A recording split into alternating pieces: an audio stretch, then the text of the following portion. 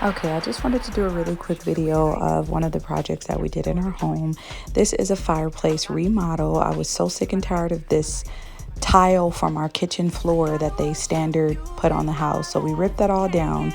We found that once we ripped it down, there was no real drywall behind it. It was like really cheap drywall behind it. So it just kind of came down, and that's where you see the hole there. But we ripped all those tile pieces down, just hit them with a hammer, and then they came off. But the drywall wasn't very good, so the drywall just started to come off also. They kind of put tile or drywall mud on paper, so the paper just came off. So we had to rip the whole top out. We decided to replace that with Wonderboard, which is like a cement board that we can put on there. This is an electric fireplace, so it's not going to really get that hot. But we replaced all of the portions with, instead of drywall, we just did the Wonderboard. And it worked out really, really good. We got it from Lowe's. So we put the Wonderboard in all the spots where we couldn't replace the tile or the drywall. And then we just screw them in with some screws that actually come with that, or for the Wonderboard screws. So we screwed all of those in, left a big mess. Some of that you see on the ground is part of the fireplace mantle. Then we wanted the fireplace to have kind of a raised section. So we built this box that we were gonna also put Wonderboard on top of it so that we can tile it. So that went down towards the bottom, and then we put the mud on the wall to fix the holes there, and that was there after we put the Wonderboard on.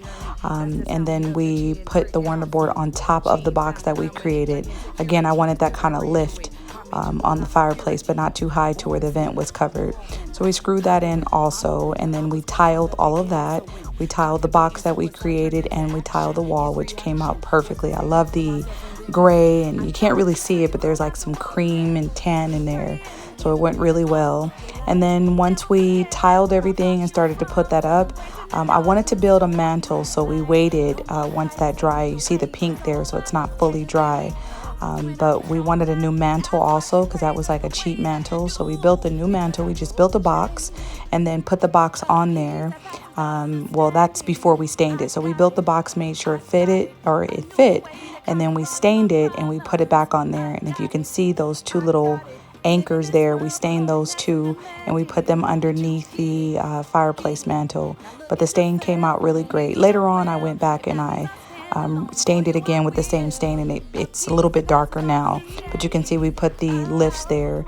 A lot of that drywall putty that you see on the walls, we didn't really care about that because we were going to do wainscoting, which is in another video that I posted. But once we cleaned up the fireplace and we put the mantle on, and I kind of put some stuff up there just to see how it would look.